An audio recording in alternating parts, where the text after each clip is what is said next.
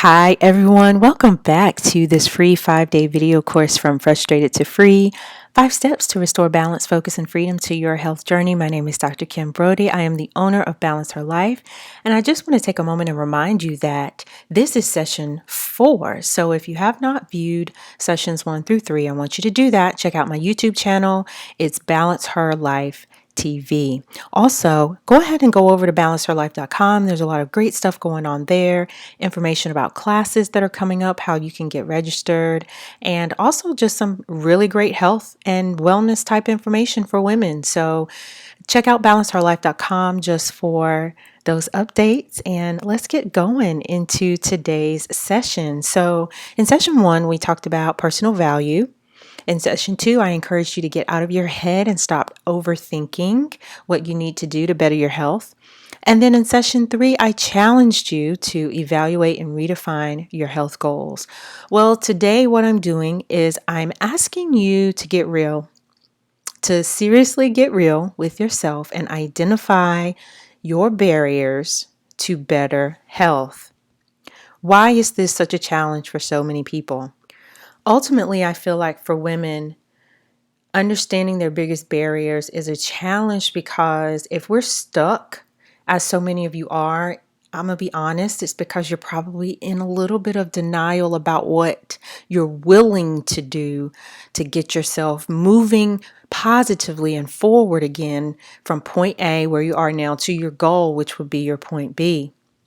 In the absence of identifying barriers that stand in our way from that positive movement, we are going to stay stuck. We are going to remain frustrated. So this step is absolutely critical in this from frustrated to free process, because you have to be willing to say what's keeping you from being successful and what you're willing to do to counteract those issues if you want to get unstuck. I want you to keep this in mind. Barriers are budding opportunities on your success tree. So many times we think about barriers as mountains, things that we have to climb, and things that we need 15,000 measures of preparation to actually get done. But sometimes we just have to switch our brain to a different thinking concept, a different thinking loop, and stop looking at things that we have to do to better ourselves as mountains and start looking at them as opportunities. This can be very difficult, and I do talk more about this in my 21-day Revise Shift to Live course, but I want to give you a snippet of how to get that done here, so let's get started. Okay, so you have to identify your barriers. Well, where do we start? Let me just say, okay, we'll back away from this for a moment. Let me just say that in general, identifying your barriers is probably not a one and done type of a process. So barrier identification really does take some time. It takes some thought, and it takes a lot of honesty. So the way that we'll go through it for the sake of time with this quick 5-day video course is I'm just going to have you chime in on your biggest barrier. What's that thing above all that you already know is one major thing that you have to break through, you have to break down in order to start moving forward again in your health journey? One of the ways that we can identify that thing is to quickly assess your mental, emotional, and physical needs. Because when we are trying to change our health, our physical health a lot of times is tied up in our mental, emotional status. So we could be suffering from mild depression, or we could be anxious, and that could be coming out physically. And now you have a physical issue that you need to resolve. So what I ask you to do is just quickly assess your mental, emotional, and your physical needs. Go beyond just saying, I need to really lose 20 pounds. Well, why do you think you gained the 20 pounds in the first place? Is it because you're lonely? Is it because you're anxious? Is it because you simply haven't exercised? What is it? Don't just stop and think about the physical. Go into the mental, emotional, and identify your biggest need. Now, Another way to think about this question is to say, well, what do I need to be successful? So this is asking the same question in a different way, kind of coming around on the backside and asking, what do I need to be successful? Well, as opposed to immediately identifying your weight as a barrier or your inability to manage your time as a barrier or your hectic family life as a barrier, you would come back and say, well, in order to be successful, I need an hour each day to exercise. In order to be successful, I need to plan my meals for the week. In order to be successful, I need to take an extra 15 minutes before bedtime just to meditate. See, what I've learned is that in many cases, we as women have that intuition where we already know what it is that we need to do. And those need tos are often tied to your biggest barrier. Okay, so as you quickly assess your mental, emotional, and physical needs, what's going on there? What are my biggest needs?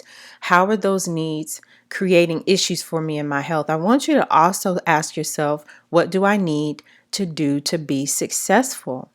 And as you answer that question, something is going to rise to the top. It's going to be, okay, I have to have more time to commit to exercise, or I have to reduce my sodium intake in my diet, or I absolutely have to stick to my meditation and spiritual health plan. Whatever it is, that something is going to rise to the top. Now, I'm spending a little bit more time on this section than I normally would in this 5-day video process, just because I really want you guys to get this and hear me when I say that that one barrier that rises to the top, if you can identify it, then you can act on it pretty much immediately. And one of the things that we have to stop doing is thinking that somehow we have to have all of the equipment, everything figured out, all this type of extra help and this, that, and the third to actually get something done. That may not be the case. So also, while you're identifying your barriers, I want you to be honest about what you need to do to get it done. Now, here's a quick way to determine how you can get this done, because what I'm going to do is I'm going to have you categorize your barrier. Once that barrier rises to the top, I want you to decide, is this barrier going to be resolved with a one-time change? So that one-time change may be permanent, but it's only going to require a single action to accomplish it. So with a one-time change, you may have to provide support, but once the action has been taken, then maintenance isn't really an issue. Now, an example of a one-time change is buying a treadmill. For a lot of us, just not having any exercise equipment at home or in a space where you feel comfortable can become a huge barrier to actually completing exercise on a regular basis. So if you decided that as a one-time change you were going to buy a treadmill, that would effectively solve that problem. You wouldn't have to come back and buy another treadmill to fix a problem again later. That's what makes it a one-time change. Now, you might also categorize your barrier as requiring a situational change. Any change that needs to be maintained over a long period of time but only requires action in certain situations is called a situational change. So, for an example, if you decided that your biggest barrier was finding time for exercise, and you felt that the best way for you to combat that barrier was to replace half of your lunchtime with exercise, then that would be a situational change. So only in that situation during your lunchtime are you actually working through the barrier.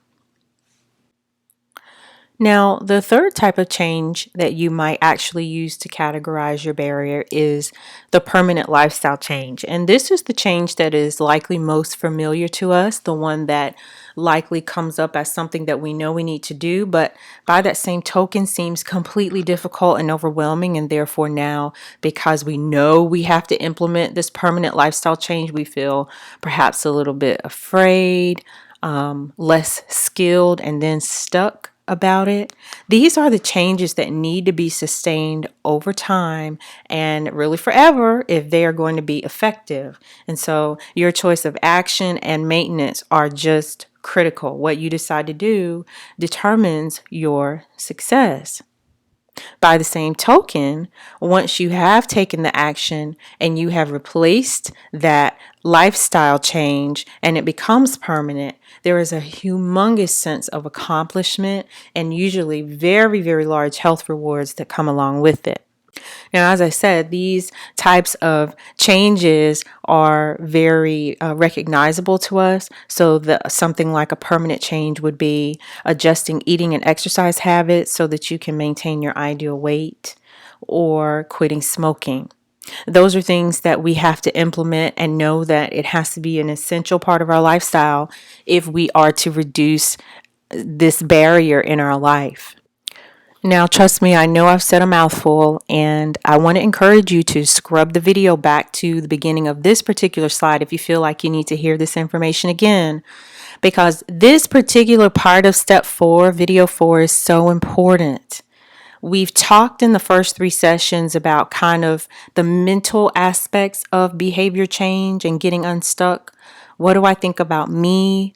What am I capable of? Have I set myself up for failure? Is my thinking out of order? This part here directly relates to the action that you are going to take and the action that you're willing to take. And so we have to really spend some time with this. We have to get real about what our barriers are and then what we are willing to do to address those barriers.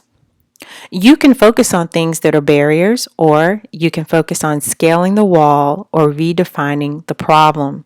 I love this quote by Tim Cook because we have to learn how to put barriers in their place. And as I said previously in this video, sometimes we look at barriers as mountains when they're actually opportunities, and budding opportunities at that. They're like little flowers that get to grow into beautiful things. And sometimes they don't look so pretty while they're sort of coming into their own. But if we really take the time to redefine the problem and decide what we can do, this barrier can turn into a beautiful blossom in your life. Barrier breakdown equals health behaviors. It's just that simple. If we can get to the heart of the matter with what keeps us from achieving our highest health vision, those goals that have been lacking in our lives for so long, the things that just escape us, those issues that we continue to find ourselves stuck and frustrated about, if we can actively create a process that identifies and begins to strategize against them, then we can break them down and we can realize our best health breakthroughs. So to wrap up day 4, I want to tell you how we're going to get this barrier breakdown started. First and foremost, ladies, I want you to be very honest with yourself about your challenges. I've used the word honest multiple times in this presentation.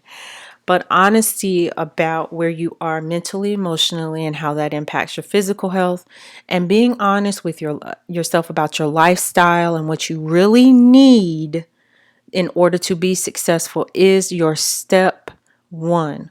Let's get real about what our challenges are.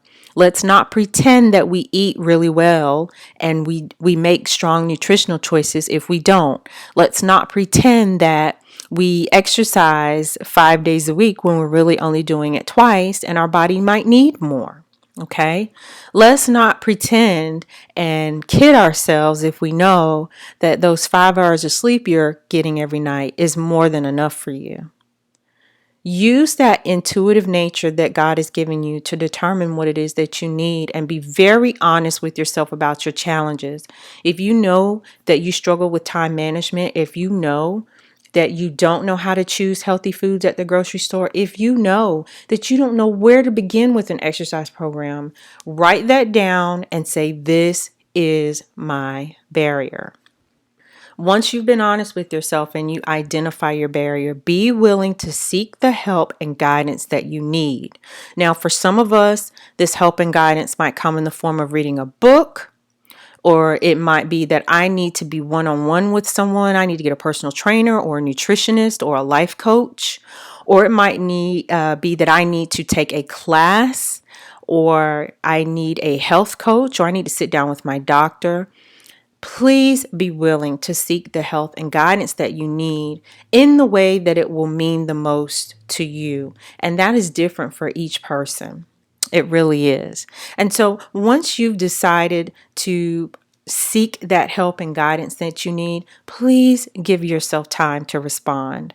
And I'm not asking you to per se go easy on yourself, but what I'm asking you to do is make sure that every time you do make a change, that you honor yourself and give yourself credit for that change that you've made. Because permanent lifestyle type of changes, those barriers that stand in front of us that are going to require a permanent change or even a one-time change, often do not come easy to us. And because of that, we have to be willing to give ourselves time to actually get them done, give ourselves time to realize the progress that comes from working through those barriers.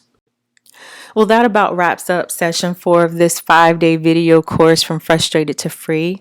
We have 1 day left together, and I'm excited to share with you my step 5. Again, if you feel like you need to go back with this barrier video, please do. And if you want to ask me questions on social media, my Facebook page is a great place to ask those questions. I'm always willing to respond to you, or you can send me an email at drkim@balanceherlife.com. All right. Until tomorrow, I'll see you then.